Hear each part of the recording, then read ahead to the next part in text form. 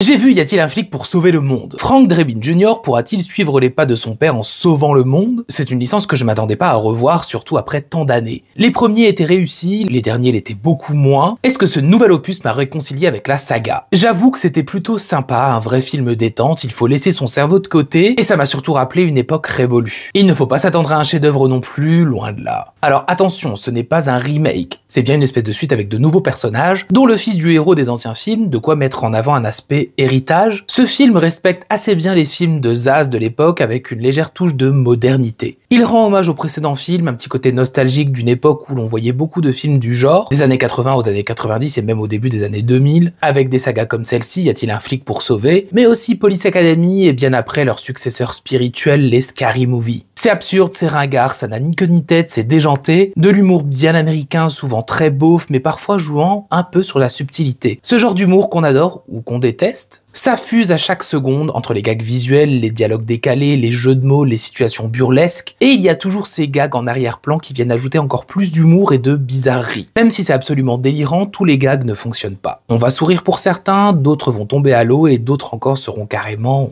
gênants. Le scénario est très banal, voire bateau, ce qui était déjà le cas dans les précédents. C'est juste un prétexte pour l'histoire tout en parodiant certains autres films. Ici, ça fait très parodie de film noir, avec une femme fatale demandant de l'aide au personnage principal, avec une voix off bien lourde du héros, sans oublier toutes ces références à tout va qui jouent avec les époques. Le tout est bien rythmé, sauf pour les dernières 20 minutes où le soufflet retombe, pourtant ce film est très court. Niveau réalisation, rien de bien fou, ça reste simpliste. À part quelques idées de mise en scène sympas, le tout reste très banal. Que ce soit les décors, la musique ou les effets spéciaux, même si parfois ce côté cheap est voulu pour coller à l'absurde. Par contre, Liam Neeson m'a surpris dans son rôle, je ne pensais pas qu'il aurait pu être si crédible, de même pour Pamela Anderson.